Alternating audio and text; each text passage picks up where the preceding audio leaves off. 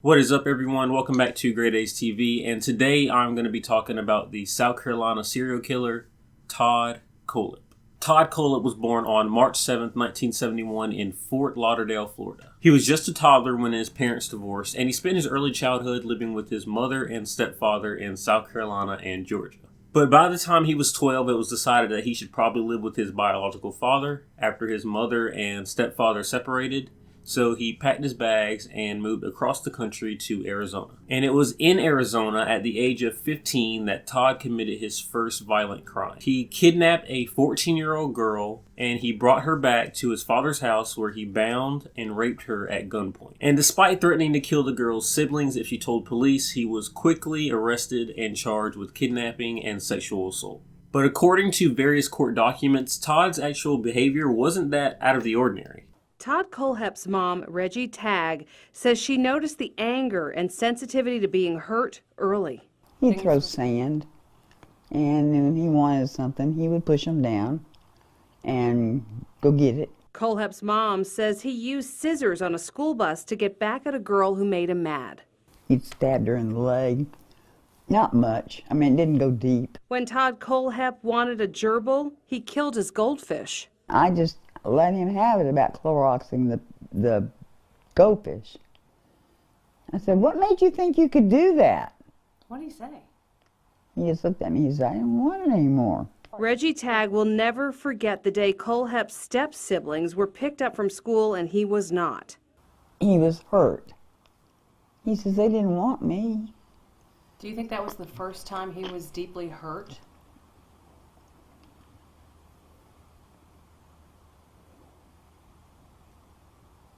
Close to it. She says there were many attempts at counseling. You guys had a pretty contentious relationship.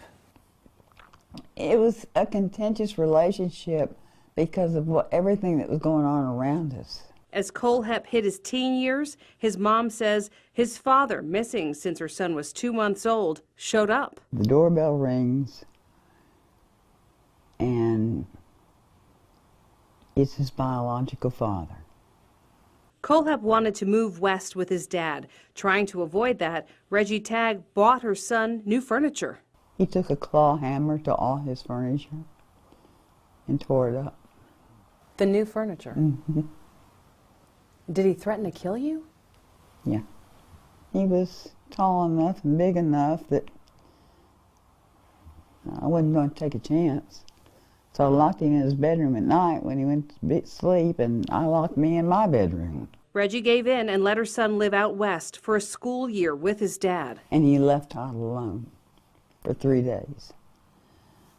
You can't do that with Todd. He had flashes of violent behavior from a young age. He used to attack other children in nursery school, and he actually killed a pet fish by pouring bleach in the bowl. And his behavior was actually so bad that he spent 3.5 months at the age of 9 in the Georgia psychiatric facility because he couldn't get along with other children. So in 1987, he pled guilty to the kidnapping charge, and the other charge was dropped. He was then sentenced to 15 years in an adult prison and forced to register as a sex offender once he got out. And the judge in the case later said Todd was very bright and should be advanced academically, but behaviorally and emotionally dangerous, and likely could not be rehabilitated. And Todd's probation officer also wrote a similar description of him. So Todd went on to serve 14 years in prison before being released in August of 2001, where he was then required to register as a sex offender, a label he took with him back to South Carolina, where he returned shortly after his release. But Todd did make the best of his prison experience.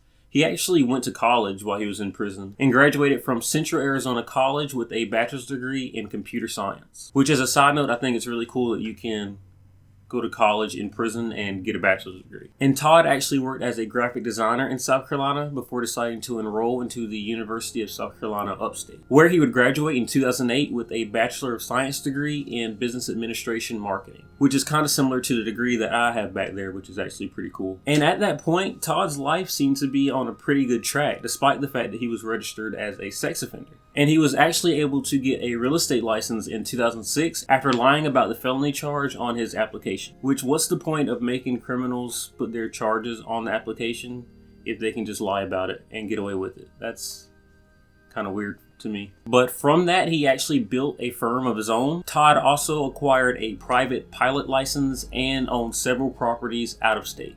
And in May of 2014, he purchased nearly 100 acres of land right outside of Moore, South Carolina. And for the most part, everyone who knew Todd thought he was just a really good, hardworking guy. Until one cool November day in 2016. And I remember asking her, I'm like, who are you? She said, I'm Kayla Brown. Kayla Brown, the name that had been plastered on posters as a missing person out of Anderson. Where Kayla Brown and Charlie Carver are. A name suddenly spoken by a girl found chained and locked inside a shipping container on 100 acres in Woodruff, nearly 3 months later. You're sitting here going, did I just step into Hollywood on a movie set? On November 3rd of 2016, Spartanburg County Police conducted an investigation on Todd's property after discovering that a ping from 2 missing people's cell phones placed them in that area. And it was during that search that police heard a loud banging coming from a metal shipping container on Todd's property, where they discovered 30-year-old Kayla Brown chained to the wall. Now, a few months prior, on August 31st of 2016, Kayla Brown and her boyfriend actually went missing. As Kayla later explained, she'd gone to Todd's property that day with Chris to do some cleaning work for him.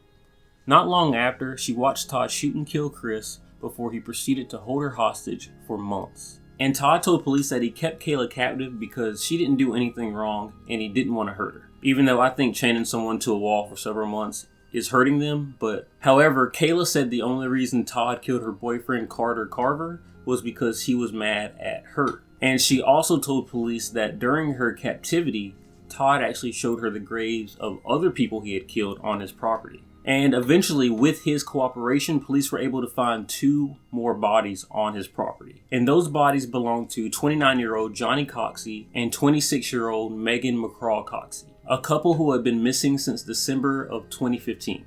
And they were also allegedly hired by Todd to work on his property before they went missing. And according to the county coroner, Megan had been killed around December 25th or 26th with a gunshot wound to the head, while Johnny had been killed a week earlier with a gunshot wound to the chest. And Todd went on to actually confess to murdering the husband and wife, as well as confessing to the Long Cold 2003 Superbike case, in which 4 Chesney, South Carolina motorcycle shop workers were mysteriously shot and killed. And according to one of the workers' wives, Todd was actually a disgruntled customer who had been to the shop several times before the actual event. And according to Todd's mother, he had went there to return a bike that he had purchased, but they wouldn't give him his money back. And they actually laughed at him for not knowing how to ride a bike. And because of this, he went back there and he shot the place up, basically. Which probably isn't the best reaction to what happened. Even if it's true, which is probably not, that they laughed at him and all of this, that doesn't give you the right to go there and then, kill everybody. That makes no sense. But there are some people that believe that the only reason Todd confessed to this crime was so that he could gain notoriety. It's a weird thing with serial killers. They like to take credit for as many murders as possible. I guess it just makes them feel better about themselves. But looking at his history, he probably has done it, which brought up an entire other question. If he did this crime in 2003, what was he doing between 2003 and 2016 when he was finally caught? How many other crimes did he get away with? How many other people did he kill? Because he actually confessed to his mother while he was being arrested for this crime that he had killed so many people that she didn't have enough fingers to count them. And he also confessed to police that he's killed at least 2 other people.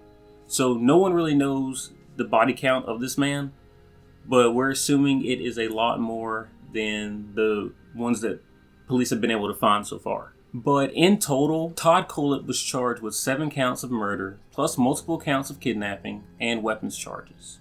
With one word, guilty, Todd Kohlhepp is guaranteed to stay in prison until the day that he dies. In exchange for that plea, he was given 7 consecutive life sentences, one for each of the lives that he took. He'll never be eligible for parole. He will not appeal. This morning, dozens of people came face to face, many for the first time, with a man who ripped their families apart. We are covering this story from all angles today.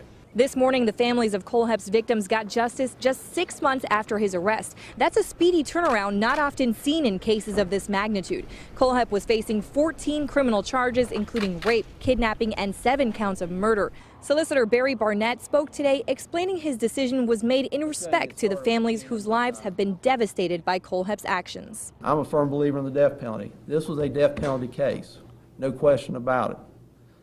But it's not fair to these family members to wait years and years and years for justice. And on May 26th of 2017, Todd Kohlhepp pled guilty to all charges. And he was given 7 consecutive life sentences for his crimes. So he is never getting out of prison. And he is currently being held at the Broad River Correctional Facility in Columbia, South Carolina, where he will spend the rest of his life. I've said this before and I will say it again. I will never understand how people can just go out there and kill other people without any sign of remorse. You look at his childhood, and his parents divorced when he was very young, and apparently he had been getting abused by his grandfather for a very long time in his early childhood, and that is what sparked him to be so mean to other kids. But there's so many people who have gone through the same thing and don't end up being serial killers. So can you really point to that and say that's what caused it, or is it something completely different that we just don't understand?